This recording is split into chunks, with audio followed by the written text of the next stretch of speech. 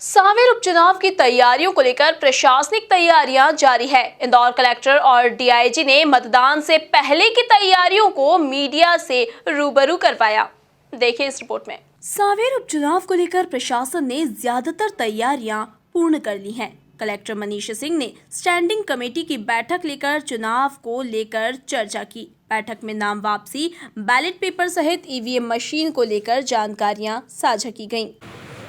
आज standing committee की बैठक ली गई थी, क्योंकि कल नाम वापसी का अंतिम दिन था और नाम वापसी के बाद 13 अभ्यर्थी हैं, एक नोटा रहता है। 14 टोटल हमारे यहाँ बैलेट पेपर में अंकित रहेंगे इस बार, तो उसकी सूचना सभी अभ्यर्थियों को देनी थी। साथ ही प्रारूप जिसके द्वारा बैलेट पेपर प्रिंटिंग होती है वो सीओ ऑफिस से अप्रूव होकर आ गया था, उसके बारे में दी थी। आज हम लोग वोटर लिस्ट भी दे देंगे अभ्यर्थियों को शाम को, उसके बारे में अवगत कराना था उनको।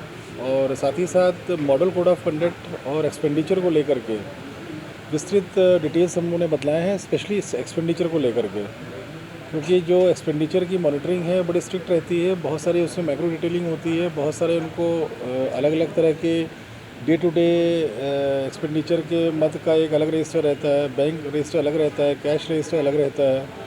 इसी प्रकार से लगभग 10 उप हेड्स में इनको जानकारी रखनी होती है।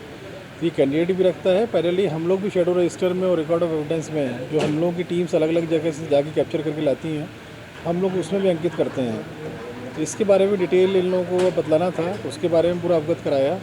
आगे क्या प्रोसेस रहेगी, कल ईवीएम की मशीनों का रेंडमाइजेशन होगा, जिसमें कि बैलेट यूनिट, कंट्रोल यूनिट और वीवीपैट ये हमारी पोलिंग स्टेशन के नाम से अलॉट हो जाएंगी।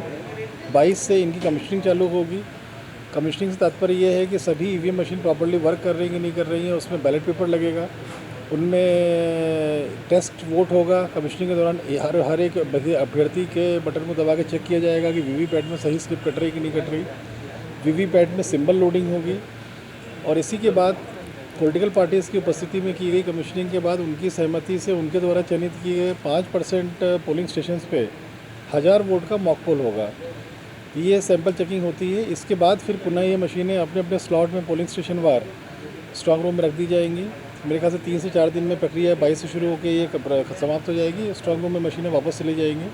फिर ये मशीनें 3 तारीख की सुबह खुलेंगी स्ट्रांग रूम से, पोलिंग 2 तारीख की सुबह खुलेंगी और पोलिंग पार्टीज़ को दी जाएंगी। फिर ये ऐसा तो नहीं था, सभी ने बड़ा अच्छा बात की। एकाध किसी सज्जन को थोड़ा उसको पुलिस के किसी कर्मचारी को लेकर के था, तो जनरल था उनका, ऐसा कोई स्पेसिफिक शिकायत नहीं कर पाए। वो पूछा भी उसमें डीआईजी साहब ने, पर ऐसा कोई उसमें बात नहीं थी। वहीं डीआईजी हरिनारायण चार्य मिश्र ने बताया कि चुनाव की तैयारियों को लेकर पुलिस प्रशासन की तैयारियां मुस्तैद हैं। निष्पक्ष चुनाव संपन्न कराने के लिए अन्य प्रदेशों से भी पुलिस फोर्स बुलाया गया है।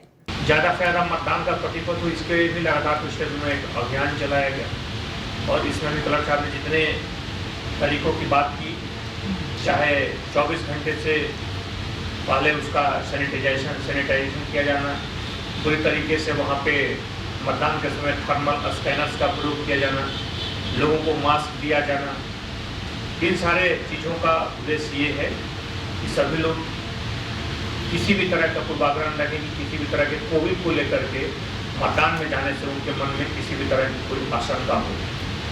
इन चीज़ों के प्रयास के साथ साथ पूरी तरह मतदान भयमुक्त भी हो, इसके लिए भी लगातार कार्रवाइयाँ की गई हैं। लगभग अभी तक 31 मामले मुख्यतः पिछले कुछ दिनों में, जब से आचरण संहिता जब से प्रभावी है तब से 31 मामले अलग अलग मामलों में कायम किए गए हैं। इसमें लगभग 15 से ज़्यादा इसमें जिलाबद्ध किए गए हैं, जिसमें कुल लगभग 5,000 से ज़्यादा अभी तक अगर देखें पिछले 1 महीने की, तो उसमें 107-16 जैसी कार्रवाइयाँ हुई हैं। और इन सारी कार्रवाइयों का उद्देश्य है कि चुनाव के संबंधी अगर पिछले दिनों में या पिछले चुनावों में कोई भी व्यक्ति सक्रिय रहा हो जिसने मतदान को प्रतिकूल ढंग से प्रभावित करने की कोशिश की हो, उस पर प्रभावी कार्रवाई हो। एक भी ऐसे मामले नहीं हैं जो पिछले चुनाव संबंधी वारंट हो पेंडिंग हो।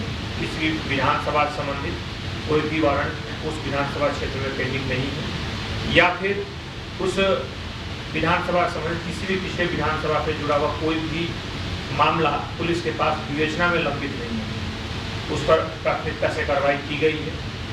आने वाले जो समय है, आपको मालूम है कि 5 इसमें अलग अलग जो आउटर पर इसमें पॉइंट्स लगाए गए हैं, आउटपोस्ट लगाए गए हैं जो सीमावर्ती जिलों से जुड़े हुए हैं। इन जगहों को लाइव तरीके से जोड़ा गया है कंट्रोल रूम से, और कंट्रोल रूम में एक व्यक्ति जिस तरह से शहर के कैमरों की मॉनिटरिंग होती है उसी तरीके से लाइव तरीके से उन 5 जगहों से एक टीम जुड़ी हुई है जो निगरानी रखती है। साथ ही बात 25 SST और 25 FST जुड़ी ही हुई है जिनके द्वारा की गई कार्रवाइयाँ आपके संज्ञान में हैं।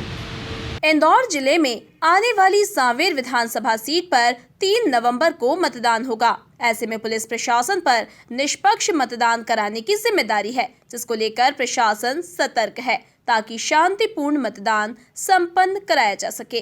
Bureau report MP news Indore.